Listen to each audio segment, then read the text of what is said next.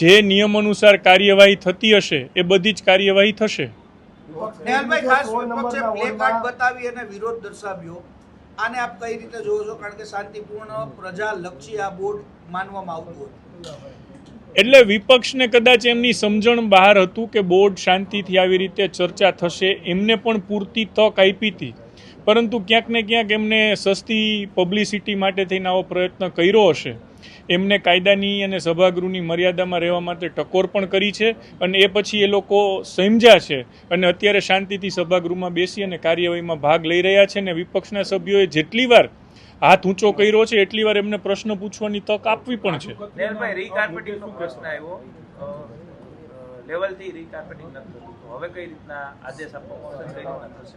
એટલે જે મેં ફરીથી કહું છું કે જે પ્રશ્ન કે સમસ્યા કોર્પોરેટર દ્વારા રજૂ કરવામાં આવી છે એ તંત્રના ધ્યાનમાં પણ સ્પષ્ટપણે આવી ગઈ છે, કારણ કે આ જનરલ બોર્ડના માધ્યમથી રજૂ કરવામાં આવી છે. કોર્પોરેશનનું સૌથી સશક્ત સત્તા ધરાવતું બોર્ડ એ જનરલ બોર્ડ છે અને આના માધ્યમથી આવેલી દરેક રજૂઆતો એને તંત્ર ગંભીરતાથી જ લેશે. કાજુકતરીનો મુદ્દો ઉઠાવ્યો છે વિપક્ષે જનરલ બોર્ડ પહેલા, હજી સુધી નથી આવ્યો. બિલ બન્યું છે, તમને ખ્યાલ નથી? બધો ખ્યાલ છે, પરંતુ અત્યારે જનરલ બોર્ડની ચર્ચા છે અને જનરલ બોર્ડમાં હજી સુધી પ્રશ્ન નથી આવ્યો. નેહલભાઈ, જનરલ બોર્ડ ક્યાં સુધી ચાલવાનું છે અને કેટલા પ્રશ્નો આજે આ બોર્ડની અંદર લેવામાં આવશે? કેમ કે સામાન્ય રીતે 12 વાગે પૂરું થઈ જતું હોય, આજે 2:30 વાગ્યા સુધી તો ચાલ્યું છે, હજી ક્યાં સુધી ચાલશે? અત્યારે 3 વાગ્યા છે, 3 થી 3:30નો લંચ બ્રેક ડિક્લેર કર્યો છે અને કુલ 20 કોર્પોરેટર દ્વારા પ્રશ્ન પૂછવામાં આવ્યા હતા અને એક કોર્પોરેટર દ્વારા 2 થી 3 પ્રશ્ન પૂછવામાં આવ્યા હોય તો અત્યારે 12 પ્રશ્ન પૈતા છે.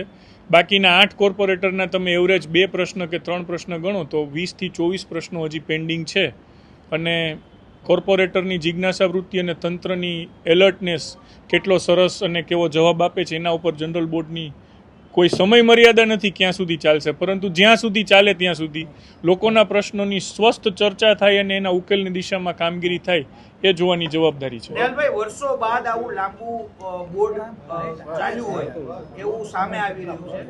કેટલા વર્ષ બાદ આ બોર્ડ આવું લાંબુ ચાલ્યું છે ને પ્રજાલક્ષી વાત કરવામાં આવી છે, સાથે અધિકારીઓની જે મિસઅન્ડરસ્ટેન્ડિંગ છે અથવા તો એમની જે વૃત્તિ છે તેની સામે કોર્પોરેટરો ખુલીને આજે બોલ્યા છે.